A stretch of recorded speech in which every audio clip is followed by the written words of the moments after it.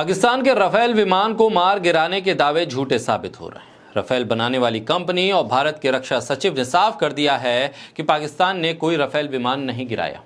7 मई को भारत के ऑपरेशन सिंदूर के दौरान पाकिस्तान ने दावा किया था कि इस दौरान भारत के राफेल विमानों को उसने मार गिराया, लेकिन अब इन दावों की सच्चाई सामने आ रही है। फ्रांस की एक वेबसाइट को डॉज एविएशन के अध्यक्ष और सीईओ एरिक ट्रिपियर ने इंटरव्यू के दौरान बताया कि एक राफेल जेट ऊंचाई पर तकनीकी खराबी के कारण क्रैश हो गया। उन्होंने साफ कहा कि किसी भी संघर्ष यानी कि किसी भी जंग के दौरान कोई जेट नहीं गिरा, यानी भारत पाकिस्तान की लड़ाई यानी कि ऑपरेशन सिंदूर के दौरान कोई भी राफेल जेट नहीं गिरा है, बल्कि ऊंचाई पर तकनीकी खामी के चलते एक राफेल जेट गिरा है। इसका मतलब है कि पाकिस्तान का दावा गलत है। फ्रांस के अधिकारियों ने चीन पर भी निशाना साधा। उनका कहना है कि चीन ने भारत और पाकिस्तान के बीच सैन्य संघर्ष के बाद राफेल विमान के बारे में गलत जानकारी फैलाई है।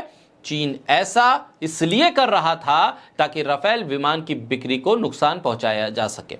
पिछले महीने सिंगापुर के शंग्रीला डायलॉग में भारत के chief of defence staff general Anil Chauhan ने माना था कि ऑपरेशन सिंदूर के दौरान भारतीय वायुसेना को नुकसान हुआ था। हालांकि उन्होंने राफेल सहित 6 भारतीय लड़ाकू विमानों को मार गिराने के पाकिस्तान के दावे को नकारा था और कहा था यह दावा बिल्कुल गलत है।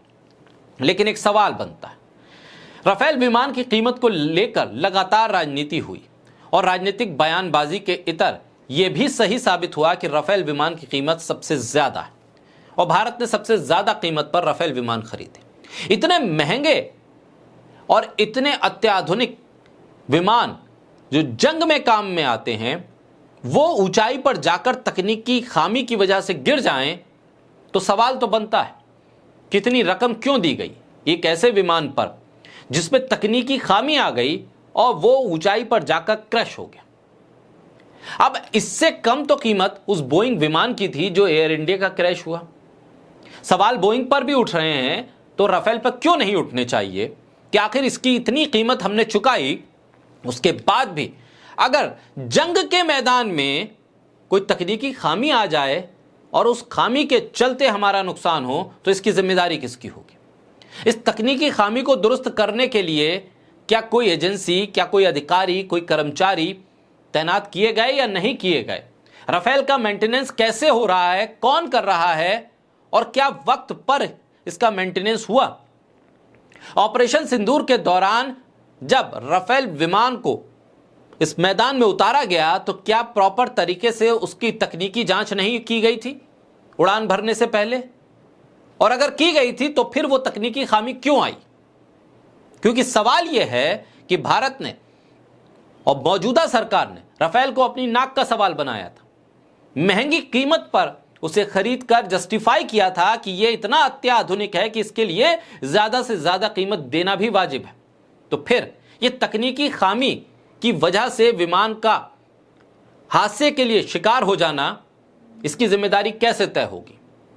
पाकिस्तान और चीन के दावे को तो आप अलग रखिए, उनका झूठ तो सारी दुनिया को पता है, लेकिन कोई बोलता नहीं। उस झूठ को तो बेनकाब कर दिया राफेल कंपनी ने। लेकिन आप ये बताइए कि दरअसल इस विमान की तकनीकी खामी की वजह क्या, और वो तकनीकी खामी थी क्या जो इतने महंगे विमान में आ गई, वो भी जंग के दौरान? और इतनी ऊंचाई पर जाने के बाद अगर विमान में तकनीकी खामी आए तो नुकसान किसका? सवाल यही है कि आप अगर महंगी कीमत पर हथियार खरीदते हैं, लड़ाकू विमान खरीदते हैं, तो फिर आपकी उम्मीद भी ये होती है कि हथियार, ये लड़ाकू विमान उस कीमत से ज्यादा अत्याधुनिक तरीके से काम करेंगे जंग के दौरान जहां जरूरत है इनकी। और वहीं पर अगर तकनीकी खामी की वजह से नुकसान हो जाए तो फिर इतनी कीमत अदा करने की वजह क्या थी, जरूरत क्या थी?